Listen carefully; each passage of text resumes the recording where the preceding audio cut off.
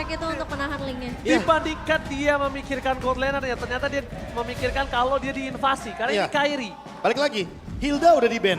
Lebih baik perkuat triangle dari Dewanya daripada membiarkan Wattnya di babysit. Sehingga dengan hero individual harusnya Watt bisa lebih dilepaskan. Dan nanti pergerakannya akan lebih berfokus sama XP Lane. Karena apa? Karena Arlott level 4 dia ultimate-nya cepet banget. Dengan Final Slash dia bisa membuka setup teamfight dari Turtle dan itu yang mungkin akan jadi senjata bagi para anak dewa. Iya, tentunya dengan kekuatan Harit di tangan cewek di sini.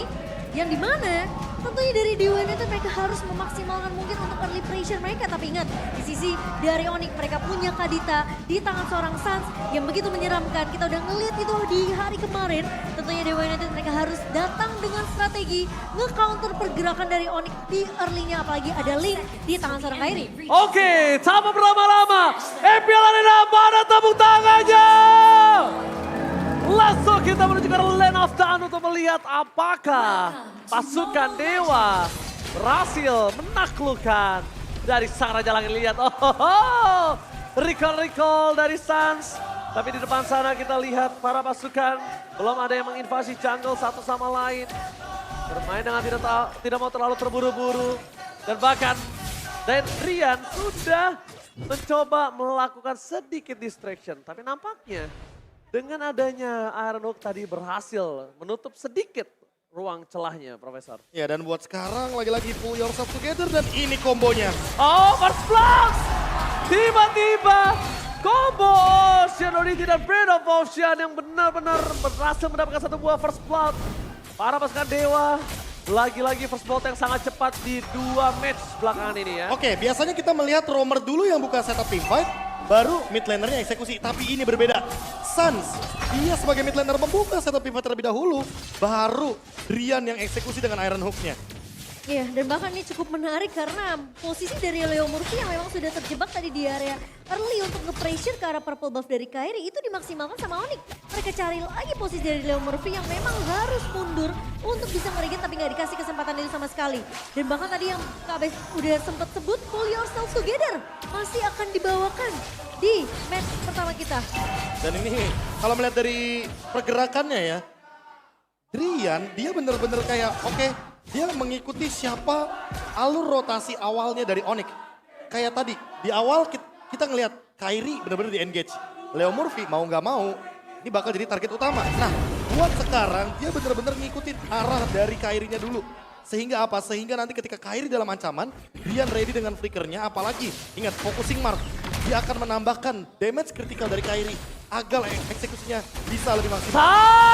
Di cancel Pentagon. Lihat Rafa yang sangat mahal. Tapi Leo Murphy dengan Fernandez menuju ke arah depan. Masih coba untuk bertahan dan pelatihan.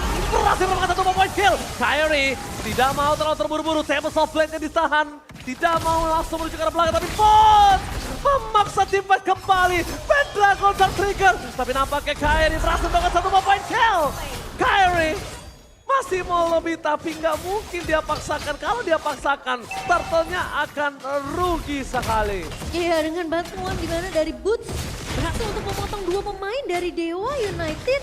Tadi kembali mencoba untuk lari dari kejaran pemain-pemain Onyx. Namun ternyata ketika Leo Murphy ditumbangkan, udah pasti garda terdepannya hanya mengamankan dari memaksimalkan dengan adanya keberadaan dari Pendragon. Ya, tapi balik lagi informasi yang didapatkan Dewa cukup banyak ya kan. Flicker dari Drian, lalu mungkin banyaknya Petrify atau Flicker bahkan dari Battle Spell teman-teman Onyx.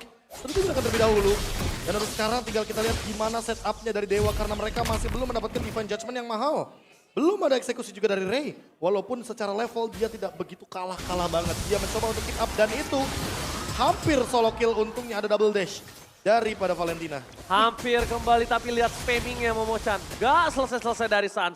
Ada skill, paksa. Ada skill, paksa. Kalaupun gak ada, dicari di mana musuhnya Momochan. Makanya ini yang aku bilang, early pressure dari Onyx berjalan di tangan dari Sans. Dia mau ke arah lini manapun, dia coba lihat satu pemain yang bisa diculik, dia akan maksimalkan hal tersebut. Kalau sampai nggak ke pick off pun itu nggak masalah karena dia akan recall. Oke, Ray terlalu berani, masuk terlalu dalam. Leo Morphy di depan sana, menjatuhkan menjelaskan Leo Morphy. Langsung ada satu buah Decimate, hilang dengan Rough Wave. Tapi cewek memporak-porandakan pasukan Dewa, mundur ke arah belakang. Anak-anak Dewa kali ini harus mundur. Flicker telah diinformasikan tidak ada flicker untuk seorang Leo Morphy. Iya. Dan kalau kita ngelihat ya Bea tadi, oke, Kairi. Hampir. Enggak. Informasi buat Retribution juga dan kayaknya Kairi mencoba untuk mencari point kill deh. Di sini kayaknya mereka udah mulai sadar kalau mereka dirusuhin lebih baik pas dapetin purple buff rusuhin balik aja. Kirain aku, dia nggak pakai retrinya di sana karena dia akan pindah ke purple buff. Rusuhnya di purple buff. Dan akan coba dipaksa di purple buff. Tapi nampaknya enggak. Ini temponya agak sedikit slow ya untuk purple Cannon. Tapi di depan sana, Lodihan memaksa. Satu point kill mendapatkan. Suns featuring Drian.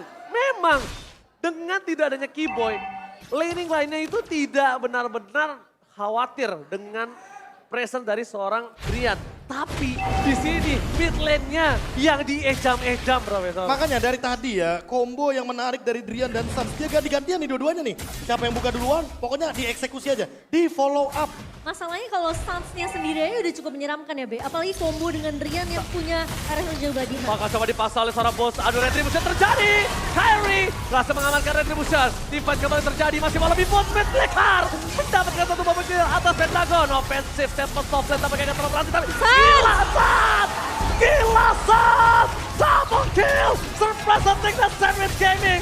Ray di recall depan buka. Anak Dewa terejam-ejam di depan sana. Oh my God. Dan bahkan Suns datang di waktu yang tepat memotong dari area miss-nya. Dua pemain yang langsung terkena petrify, Be. Itu adalah sebuah sandwich yang mengerikan. Dan memang buat sekarang posisinya, kalau kita lihat dari teman-teman tim Onyx, mereka udah dapetin banyak banget keuntungan. Mereka udah dapetin turtle, mereka udah dapetin banyak banget point kill. Dan tinggal keep up dari segi pattern farmingnya. Karena lihat satu orang yang belum tumbang. What?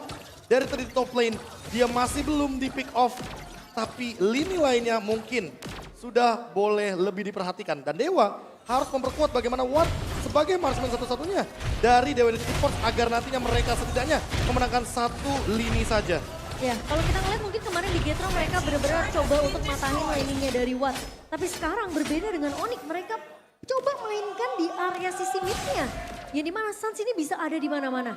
Mungkin mereka nggak terlalu berfokus sama laningnya Watt, tapi dua laningnya ini dipegang kontrol. Lodihan! Tapi nampaknya belum dioleh, tapi Suns! Lagi-lagi Sandwich Gaming! Seven Star Player, power offensive, dapetin 2 point kill. Wah, gila. Bahkan depan! Tukang sampai ke jemur got, oh my God! Gila Sandwich Gaming! Lagi. Suns, lagi dan lagi!